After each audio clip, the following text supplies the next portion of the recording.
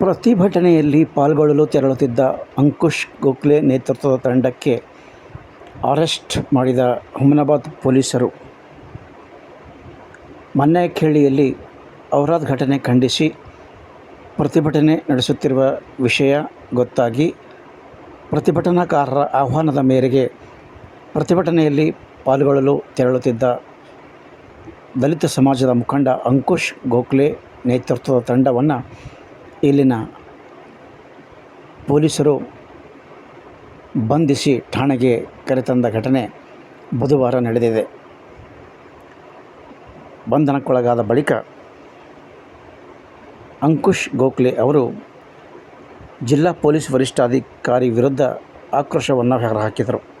ಈ ಸಂದರ್ಭದಲ್ಲಿ ಗಜೇಂದ್ರ ಕನ್ಕಟ್ಕರ್, ಲಕ್ಷ್ಮೀಪುತ್ರ ಮಾಳ್ಗೆ, ಮಲ್ಲಿಕಾರ್ಜುನ್ ಶರ್ಮಾ, ಗಜೇಂದ್ರ ಕನ್ಕಟ್ಕರ್, ರವಿ ಹೊಸಳ್ಳಿ, ವೈಜನಾಥ ಶಿಂದೆ ಸೇರಿದಂತೆ ಇನ್ನೂ ಅನೇಕರು ಹಾಜರಿದ್ದರು.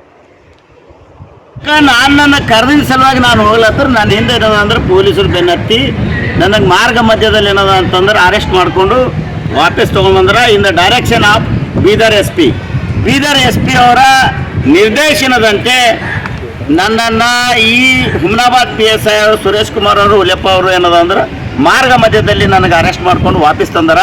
ಸೊ ಈ ಜಿಲ್ಲೆಯ SP ಮತ್ತು ಉಸ್ತುವಾರಿ ಸಚಿವರ ಈ ನಡೆಯನ್ನು ಕಠೋರವಾಗಿ ಖಂಡಿಸ್ತೀವಿ. ಎರಡನೇದಾಗಿ ಜಿಲ್ಲೆಯ ದಲಿತರಿಗೆ ಅನ್ಯಾಯ ಮಾಡೋದ್ರ ಜೊತೆಗೆ ಕೊಲೆ ಮಾಡೋದ್ರ ಜೊತೆಗೆ ಏನದ ಅಂದ್ರೆ ರೌಡಿ ಸೀಟ್ ಹಾಕೋದ್ರ ಜೊತೆಗೆ ಯಾರಾದರೂ ಸುಮ್ಮನೆ ಕೂಡ್ತಾರ ದವಾ ಸಿಗ್ಬೇಕಂತ ಒಂದೇಳೆ